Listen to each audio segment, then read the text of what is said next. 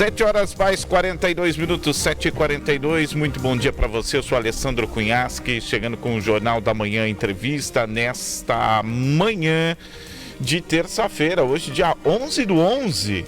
Estamos em 11 de novembro de 2025. E olha, São Miguel do Iguaçu inicia o processo de estratificação dos idosos. No Jornal da Manhã Entrevista, eu vou conversar aqui com a enfermeira Marisete da Silva Nunes Ortiz. A palavra estratificação, ela traz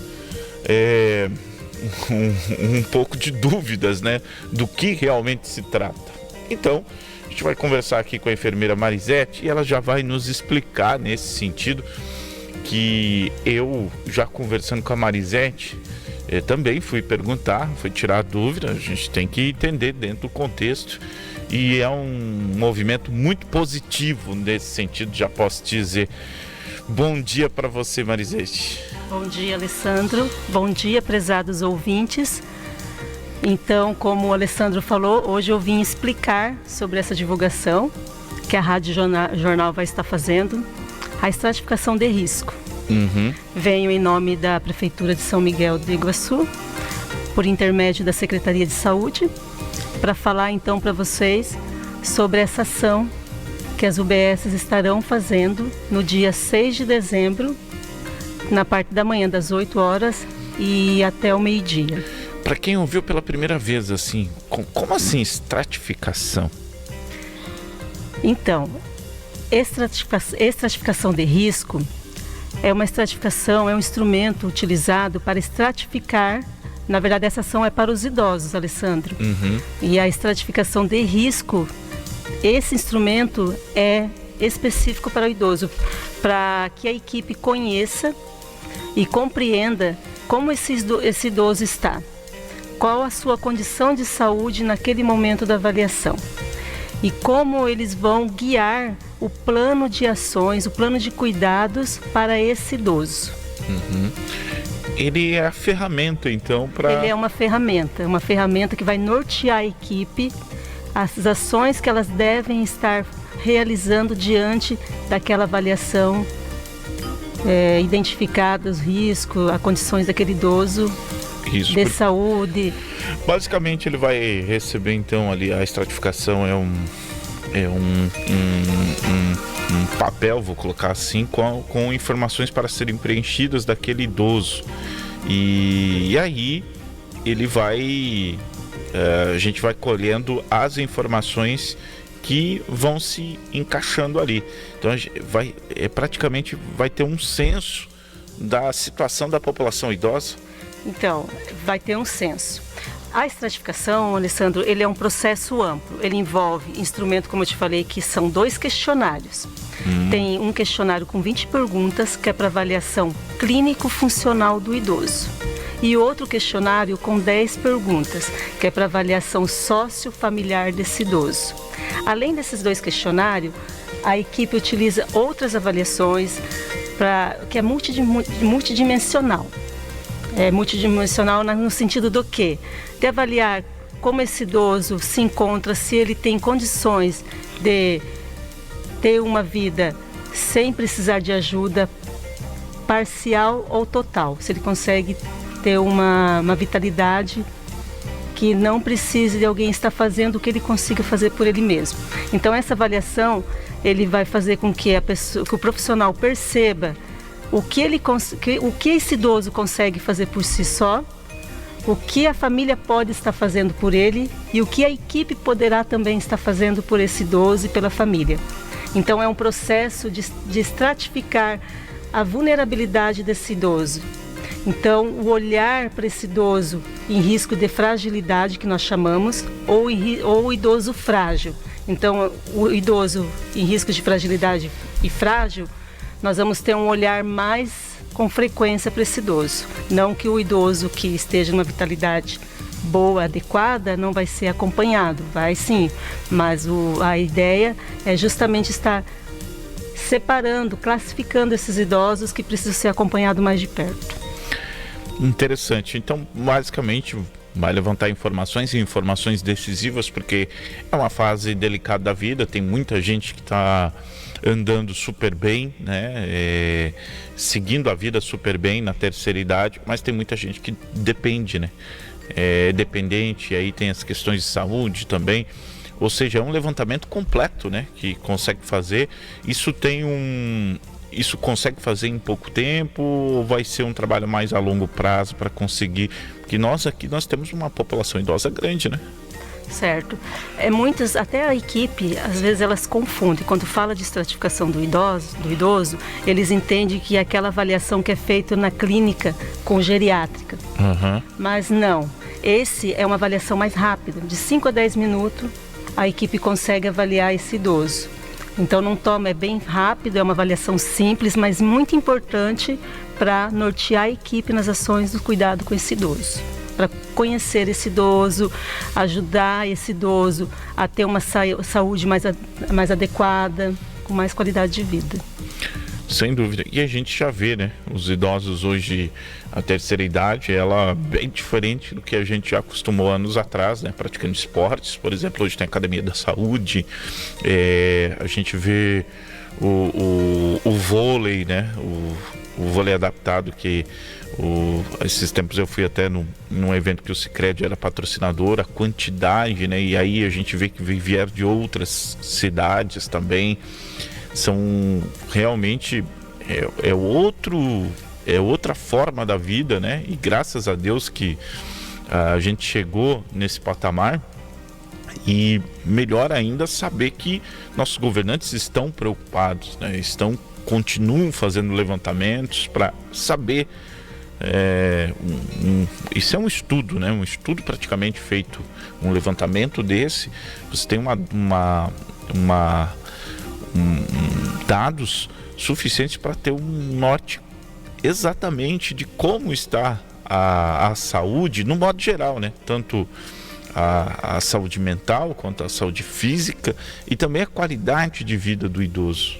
Você sabe, Alessandro, que tem estudos até da 9ª Regional do Ministério da Saúde que aponta que para 2050 nós vamos ter 164 milhões de idosos acima de 90 anos.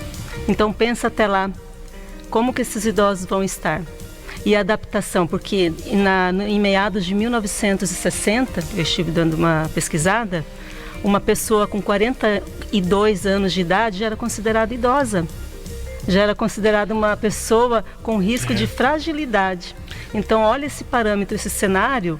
Se vocês forem pesquisar no site do governo do estado, da Secretaria de Saúde do estado, lá tem esses dados, dizendo que o idoso, em 2050, teremos 164 mil pessoas com 90 anos a mais. É engraçado, porque tem uma matéria que um conteúdo não, é uma notícia dos anos, eu não lembro se é dos anos 50 ou dos anos 60, mas de uma família que morava na beira da estrada.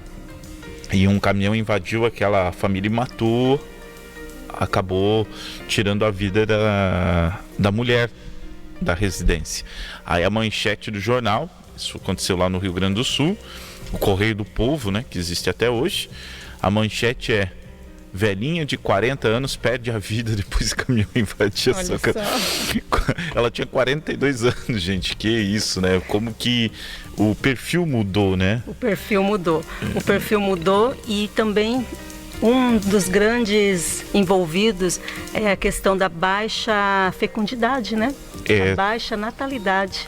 Então, nós temos mais idosos do que pessoas jovens. E com isso também a adaptação, a qualidade de vida do idoso melhorou muito. Como o acesso à saúde, o acesso a serviço social, entre outros serviços, está sendo mais próximo da casa do idoso. Sem dúvida. Então a ideia dessa estratificação é conhecer esse idoso, é entender como esse idoso... É um idoso 2.0, né? É um idoso 2.0, exatamente. Mas mesmo nesse cenário, ainda existem idosos que precisam de acompanhamento, principalmente da família. A família, muitas vezes, ela por esse sentido também, não, Eu quero que o meu pai continue vital, que ele continue fazendo as atividades dele independente. Então, por isso que ele mora sozinho. Eu estou ali dando esse olhar para esse idoso. Tudo bem, é legal essa importância, mas também deixar de participar, acompanhar ele nas consultas, é um ponto assim que às vezes se perde, né, entre as famílias.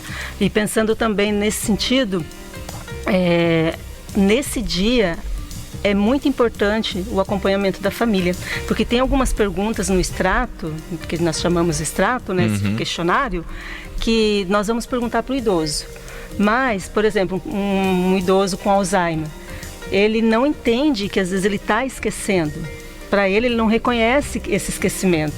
Então, se eu perguntar para ele, seu José, o senhor percebeu, algum amigo teu falou que o senhor anda esquecido? Ele vai falar, não, eu não ando esquecido. Claro que não. E aí o familiar junto, ele vai dizer, ele anda esquecido sim. E muitos amigos dele, nós percebemos. Só que às vezes o familiar, a gente sabe assim da correria, né? Porque vai ser no sábado essa ação. E aí o que acontece? Muitas vezes vai o vizinho, vai um amigo e às vezes essa pessoa não tem esse acompanhamento diário desse idoso, né? Não vive o E dia. então, às vezes, não vai facilitar também nessa entrevista, porque ele também não vai saber identificar se esse idoso anda esquecido. Então, um dos instrumentos é esse. E também tem a carteirinha do idoso que eu quis trazer aqui para você, Alessandro, conhecer e para a população conhecer também. Essa carteirinha é o instrumento que tem todos os instrumentos que eu falei agora da entrevista, que tem as 20 perguntas clínico-funcional e as 10 perguntas sócio-familiar estão aqui nessa carteirinha. Além dessas perguntas, porque assim, no dia vai ser utilizada essa carteirinha para fazer esse processo de estratificação do idoso, que é para avaliar se esse idoso ele está um idoso robusto, com uma vitalidade boa, ou se ele está em risco de fragilidade. O que é fragilidade? Um risco de queda, um risco de declinar, ter um comprometimento tanto físico, emocional. Então, nós vamos ficar em alerta com esse idoso. Esse idoso ele precisa ser acompanhado para não declinar. E aquele idoso frágil, que já está num processo de fragilidade, então a equipe vai trabalhar com ações para com que ele não decline mais ainda, que a gente consegue ter uma restauração desse idoso. E às vezes são processos simples. Mas precisa encaminhar. Claro, vamos fazer os encaminhamentos necessários. Se identificar que esse idoso precisa de um acompanhamento psicólogo, vai ser encaminhado para o psicólogo. Dentista. Carteirinha de vacinação, gente, é muito importante estar levando junto. Documentação, RG, CPF, cartão do SUS. Esses documentos têm que estar no bolso. Tem que estar com o idoso, com a família, com o acompanhante que for com esse idoso no dia 6 de dezembro. Não esqueçam, tem que levar, tá bom?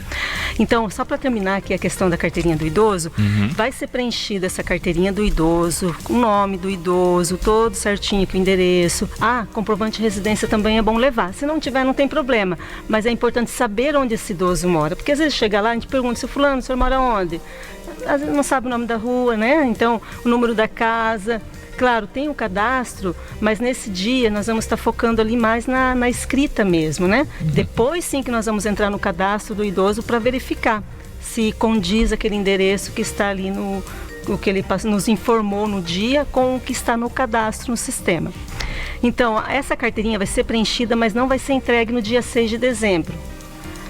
Logo, a equipe vai organizar para estar chamando esse idoso para avaliação médica, acompanhamento e vai entregar essa carteirinha. Então, lembrando, pessoal, essa carteirinha é uma carteirinha como se fosse, um documento. Cuidar dela, cuidar das condições, da integridade dessa carteirinha, levar nas consultas para que o médico anote as informações. Aqui vai ser o diário do idoso.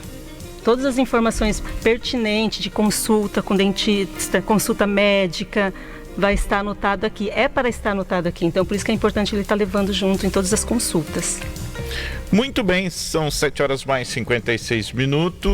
Quero lembrar você que está nos ouvindo agora, nós conversamos aqui sobre um assunto muito importante. Em São Miguel do Iguaçu vai ser iniciado o processo de estratificação dos idosos.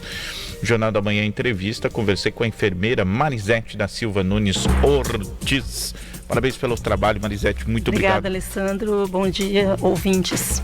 7h57. Luiz, vamos virar rapidinho pro esporte. Marisete, pode ficar à vontade. Nós vamos destacar o Campeonato Municipal de Futebol